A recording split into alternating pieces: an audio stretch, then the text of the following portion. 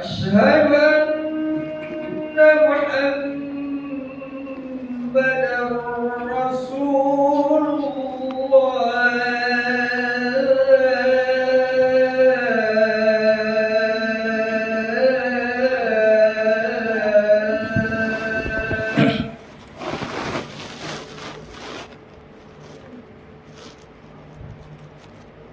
حي على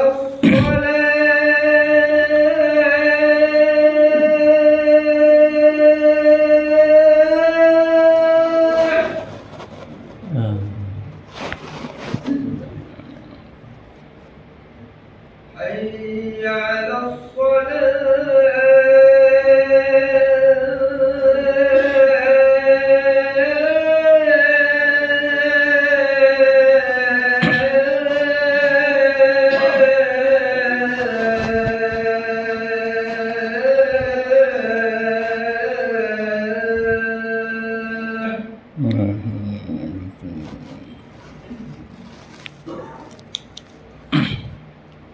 حي على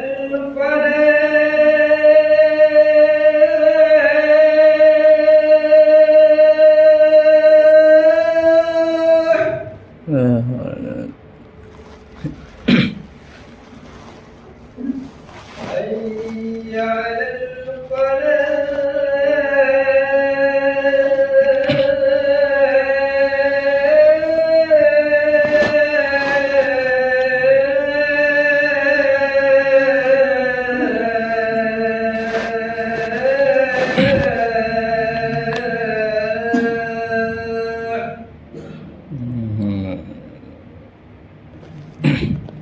الله أكبر.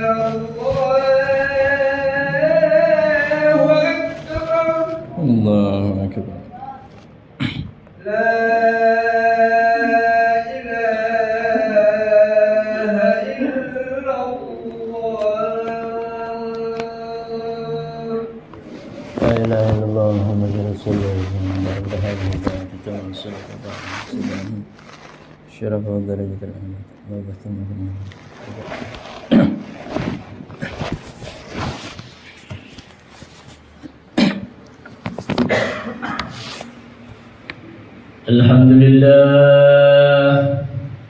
الحمد لله أعزنا بالإسلام وأكرمنا بالإيمان ووحدنا بالعقيدة الصحيحة. أشهد أن لا إله إلا الله وحده لا شريك له، وأشهد أن سيدنا ونبينا محمدا عبده ورسوله. اللهم صل وسلم على سيدنا محمد خير البرية وعلى آله وأصحابه وأتباعه ومن الذين يتمسكون بالمبادئ الإسلامية السامية. أما بعد، فيا أيها المؤمنون اتقوا الله حق تقاته ولا تموتن إلا وأنتم مسلمون، واشكروه على ما هداكم للإسلام وأولاكم من الفضل والإنعام وجعلكم من أمتي ذوي الأرحام. قال الله تعالى في القرآن الكريم: والله يريد أن يتوب عليكم ويريد الذين يتبعون الشهوات أن تميلوا ميلا عظيما. صدق الله العظيم وصدق رسول الحبيب الكريم، ونحن على ذلك من الشاهدين والشاكرين، والحمد لله رب العالمين. Masyarul hadirin jamaah Jumat rahimakumullah. Marilah sama-sama kita bersyukur kepada Allah Subhanahu wa taala atas segala karunia nikmatnya, terkhusus nikmat yang agung, nikmat yang besar dari Allah Subhanahu wa taala. Kita dimuliakan oleh Allah dengan nikmat Islam. Kita dimuliakan oleh Allah Subhanahu wa taala dengan nikmat iman. Kita ditinggikan oleh Allah Subhanahu wa taala dengan nikmat Islam. Dan kita dimurnikan oleh Allah Subhanahu wa taala akidah kita dengan akidah yang benar, dengan tauhid yang benar, beriman kepada Allah Subhanahu wa taala. Dan juga Allah Subhanahu wa taala telah beri kita nikmat sehat wal afiah yang sampai saat ini tak terhitung berapa banyak nikmat Allah Subhanahu wa taala yang telah kita terima. Salawat serta salam selalu tercurah kepada junjungan alam Nabi kita, Nabi besar Muhammad sallallahu alaihi wasallam, Nabi yang membawa keselamatan bagi umatnya dunia sampai akhirat, pemimpin manusia dari Nabi Adam sampai akhir zaman, Nabi yang akan menyelamatkan umatnya nanti di yaumil qiyamah. Di saat kita kebingungan mencari penyelamat, siapa yang bisa menyelamatkan nasib kita nanti di yaumil qiyamah kecuali Nabi besar Muhammad sallallahu alaihi wasallam. Yang mana mudah-mudahan kita yang berada pada rumah Allah Subhanahu wa taala ini mendapatkan syafaat di yaumil qiyamah, syafaatul uzma. Amin ya rabbal alamin. Ma'asyiral hadirin rahimakumullah. Al-Khatib selalu berwasiat khususnya untuk diri pribadi dan umumnya kepada para jemaah untuk selalu meningkatkan rasa ketakwaan kita kepada Allah Subhanahu wa taala. Imtithalu awamirillah wajtinabu nawahihi. Jalankan segala bentuk perintah Allah, yang kecil maupun yang besar, yang ringan maupun yang berat, dan tinggalkan segala larangan Allah Subhanahu wa taala, yang kecil maupun yang besar, yang ringan maupun yang berat, karena takut dan segan kepada Allah Subhanahu wa taala. Asyaral hadirin rahimakumullah. Al-Habib Abdullah bin Alwi Al-Haddad, beliau menyampaikan kepada kita bahwasanya kita manusia punya satu penyakit yang dinamakan dengan penyakit batin. Apa penyakit tersebut? Penyakit tersebut adalah condongnya kita kepada syahwat dunia. Condongnya kita sebagai manusia selalu ingin menggapai segala keinginan kita di dunia. Bahkan sampai-sampai perintah Allah rela ia tinggalkan, larangan Allah rela ia terobos. Inilah kita penyakitnya. Masyaallah hadirin rahimakumullah. Maka Al-Habib Abdullah bin Alwi Al-Haddad mengatakan penyakit ini ada obatnya, sebagaimana dikatakan oleh Al-Imam Al-Ghazali bahwasanya penyakit syahwat ini adalah salah satu senjata syaitan yang ada di dalam manusia. Kita tidak bisa melihat syaitan, kita tidak bisa mengalahkan syaitan sebab tidak terlihat. Seandainya saja ia terlihat, bisa saja dia sudah bonyok dengan kita. Namun ma'asyiral hadirin rahimakumullah, setan bisa dikalahkan dengan apa? Dengan menundukkan, mengalahkan senjatanya yang ada di dalam diri kita, yaitu hawa nafsu. Apa yang akan dijelaskan oleh Al-Imam Al-Habib Abdullah bin Alwi Al-Haddad? Beliau pernah ditanya oleh seseorang. Apa pertanyaannya? Ma dawa'u man yatasaqalu 'anil khairat wa yamilu ila syahawat ma'a hubbihi lil khairi wa ahlihi wa bughdihi lisyarri wa ahlihi. Wahai Habib, apa obatnya orang yang berat melakukan kebaikan akan tetapi ia condong sering melakukan syahwatnya, padahal orang tersebut ia cinta kebaikan, ia suka dengan pelaku kebaikan, dan ia juga benci dengan kejahatan, keburukan, serta pelakunya ia juga benci, namun dirinya berat melakukan kebaikan, berat melakukan ibadah. Ketika kita melihat orang-orang yang bersedekah, orang yang salat, orang yang baca Quran, ya Allah, saya juga ingin seperti mereka. Namun diri ini berat, diri ini selalu condong kepada syahwatnya, selalu ingin mengerjakan yang lain, sehingga kebaikan-kebaikan tersebut luput dari dirinya.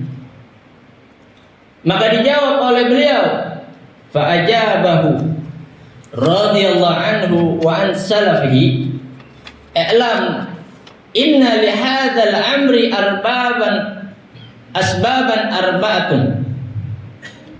Ketahuilah ma'asyiral hadirin rahimakumullah, penyakit ini sebabnya adalah 4.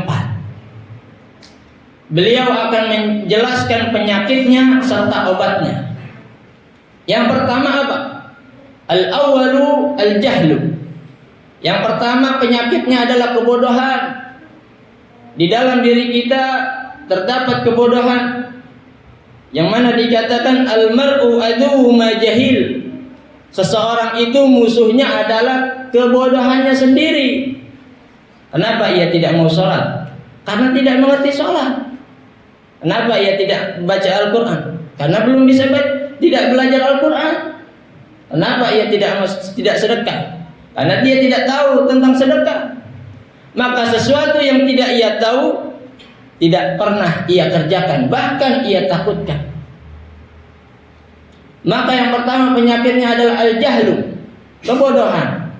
Kenapa kita sedikit ibadah? Karena kita tidak memiliki akan ilmu ibadah tersebut.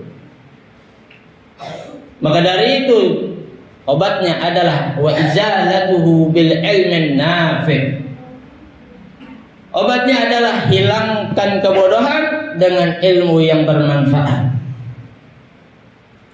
Duduk di majlis ilmu, duduk di majlis taklim, duduk di masjid, dengarkan segala hikmah-hikmah, faedah-faedah ilmu.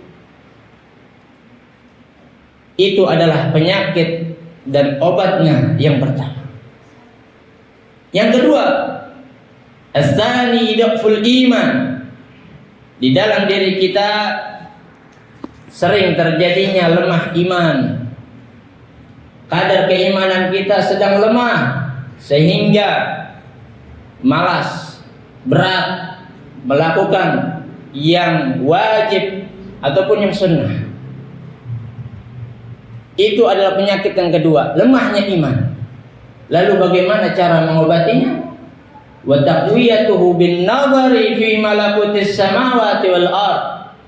Cara menguatkan keimanan kita adalah meresapi, merenungi segala ciptaan Allah yang ada di langit dan bumi. Meresapi, merenungi akan kebesaran Allah Subhanahu wa taala. Masyaallah hadirin rahimakumullah, pernahkah kita terlintas ketika melihat keindahan alam semesta ini, bahwasanya di balik keindahan ini penciptanya adalah Allah Subhanahu wa taala. Jangankan alam semesta, pernahkah merenungi diri kita sendiri, bagaimana bekerjanya jantung, bagaimana bekerjanya usus, bagaimana bekerjanya lambung, pencernaan kita? Pernahkah memikirkan hal tersebut? Siapa yang mengatur itu semua? Kalau bukan Allah Subhanahu wa taala. Seandainya Allah Subhanahu wa taala memberhentikan saja satu organ tubuh kita, maka tidak bisa berfungsi lagi kehidupan kita. Maka dari itu, dengan merenungi hal-hal seperti ini bisa menambah, menguatkan keyakinan kita. Wa mulazamatil a'malis salihah, dengan meresapi kebesaran Allah, merenungi kebesaran Allah, dibarengi dengan senantiasa berbuat kebaikan. Sebagaimana seseorang yang berteman dengan tukang minyak wangi, ia akan mendapatkan wewangiannya. Sebagaimana ketika kita berteman dengan orang-orang yang baik, kita akan mendapatkan kebaikannya. Dan alhamdulillah kalau kita menjadi pelaku kebaikan tersebut, itu penyakit yang kedua dan obatnya. Wasalisu, yang ketiga, tulul amal, panjang angan-angan. Kita ini banyak rencana, banyak kepengenan. Bahkan kepengenan kita adalah kepengenan yang sia-sia, yang sirna. Hajat-hajat tujuan kita cuma di dunia, padahal orang mukmin tujuannya sampai akhirat.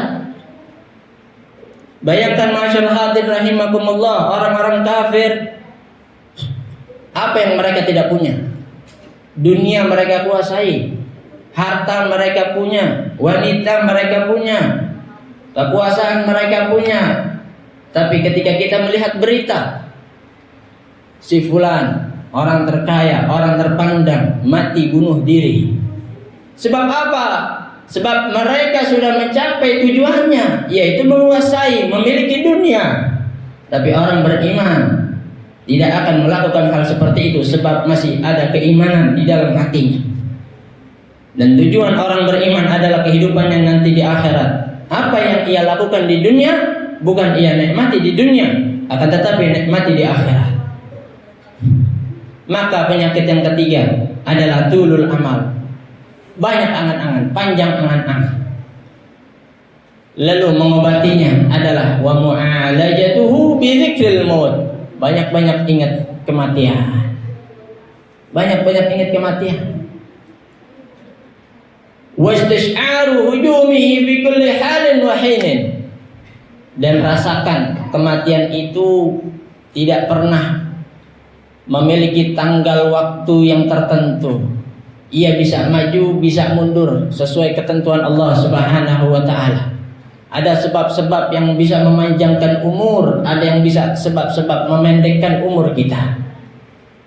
Maka dari itu masyaallah hadirin rahimakumullah, jadikan angan-angan kita adalah angan-angan akhirat.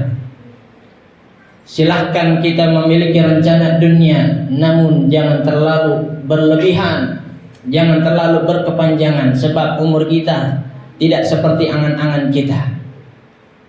Lalu penyakit yang keempat, masyaallah hadirin rahimakumullah, yang menjadikan seseorang berat melakukan ibadah dan condong kepada maksiat adalah aklus syubhat. Suka sering makan makanan atau minuman yang belum jelas kehalalannya. Kalau kita mendapatkan makanan diberi orang, dan juga kita punya makanan yang hasil jerih payah kita, usaha yang halal, maka utamakan yang jelas kehalalannya. Utamakan yang jelas kehalalannya, bukan rasanya, bukan enaknya, bukan lezatnya, namun yang halal. Sebab sesuatu yang halal akan masuk ke dalam diri kita. Apa saja yang masuk ke dalam diri kita dalam keadaan halal, maka anggota tubuhnya akan enteng melakukan ibadah. Kalau yang masuk yang syubhat, naudzubillah, yang haram, maka otomatis anggota badannya akan melakukan maksiat kepada Allah. Maka dari itu masyaallah rahimakumullah, penyakit yang keempat adalah makan minuman yang syubhat. Lalu obati dengan wal khalasu minhu bil wara. Mari sama-sama tanamkan sifat hati-hati di dalam diri kita. Kalau kita makan minuman, dilihat dulu, dicari kejelasannya. Kalau ini jelas dari usaha kita sendiri, alhamdulillah itu sesuatu yang halal, sehingga kita bisa bawa pulang untuk keluarga kita. Lalu ma'at taqalluli minal halal, sesuatu yang halal tersebut adalah kewajiban bagi kita seorang muslim untuk mencarinya. Namun sesuatu yang halal tidak boleh berlebihan. Kalau berlebihan maka itu jadi penyakit. Sebagaimana kita makan minum yang banyak, kita sering merasakannya. Setelah makan minum yang banyak, perut kenyang, akan malas beraktivitas. Maka itu pun jadi penyakit. Masyaallah hadirin rahimakumullah, dari 4 penyakit ini dan 4 penawarnya, mudah-mudahan kita bisa lakukan dan kita bisa amalkan di dalam keseharian kita, sehingga kita menjadi hamba Allah Subhanahu wa taala yang diridhoinya, dan juga bisa menundukkan hawa nafsu kita dan mengarahkan hawa nafsu kita untuk ibadah kepada Allah Subhanahu wa taala. Sebagaimana Allah Subhanahu wa taala dalam firman-Nya, Allah Subhanahu wa taala berfirman, "Wallahu yuridu an yatuba 'alaikum wa yuridu alladhina yattabi'una asy-syahawat an tamilu mailan 'azima." Perhatikan ayat ini, masyaallah hadirin rahimakumullah. Allah Subhanahu wa taala sangat senang menunggu taubat kita. Allah menunggu taubat kita. Tapi ingat masyaallah hadirin rahimakumullah, wa yuridul ladzina yattabi'una asy-syahawat an tamilu mailan 'azima. Jangan pernah lengah. Di sekeliling kita ada makhluk-makhluk yang menginginkan kita untuk kembali kepada syahwat maksiat, sehingga syahwat maksiat yang kita lakukan melebihi mereka. Jangan sampai kita tertipu oleh mereka, padahal Allah menunggu taubat kita. Dan mudah-mudahan Allah Subhanahu wa taala menerima daripada taubat-taubat kita. Amin ya rabbal alamin. A'udzu billahi minasyaitonir rajim. Bismillahirrahmanirrahim. Wal 'asr innal insana lafi khusr illa alladziina aamanu wa 'amilus salihati wa tawassaw bil haqqi wa tawassaw bis sabr. Barakallahu li wa lakum fil Qur'anil 'azim wa nafa'ani wa iyyakum bima fihi minal ayati wa dzikril hakim. Aqulu qawli hadza wa astaghfirullah li wa lakum wa li sa'iril muslimin wal muslimat astaghfiruhu innahu huwal ghafurur rahim.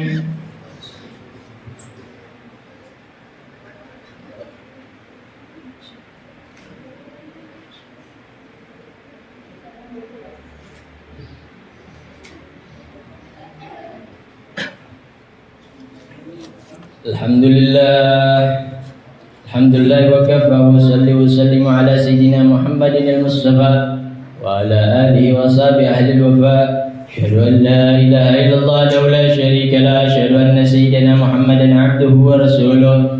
Amma ba'du, fa ya ayyuhal muslimun usikum wa nafsi bi taqwallahi al-'aliyyil 'azim. Wa'lamu anna Allah amarakum bi amrin 'azim. أمركم بالصلاة والسلام على نبيه الكريم فقال إن الله وملائكته يصلون على النبي يا أيها الذين آمنوا صلوا عليه وسلموا تسليما. اللهم صل وسلم على سيدنا محمد وعلى آله وأصحابه أجمعين. اللهم اغفر للمسلمين والمسلمات والمؤمنين والمؤمنات الأحياء منهم والأموات.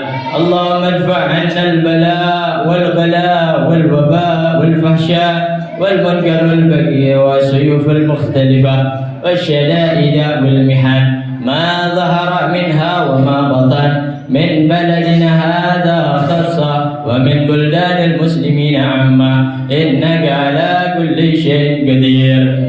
اللهم احفظ أرواح المجاهدين في فلسطين وردهم إلى أهلهم مردا كريما آمنا. اللهم انصر إخواننا والمستضعفين في فلسطين وفي بلاد الشام وفي كل مكان. اللهم إنا نستودعك بيت المقدس وأهل القدس وكل فلسطين. اللهم كن لهم عونا ونصيرا يا رب العالمين. ربنا آتنا في الدنيا حسنة وفي الآخرة حسنة وقنا عذاب النار. وصلى الله على سيدنا محمد النبي الأمي وعلى آله وصحبه وسلم والحمد لله رب العالمين. عباد الله إن الله يأمر بالعدل والإحسان وإيتاء ذي القربى وينهى عن الفحشاء والمنكر والبغي يعظكم لعلكم تذكرون. فاذكروا الله العظيم يذكركم واشكروه على نعمه يزدكم ولا ذكر الله أكبر. قم الصلاة.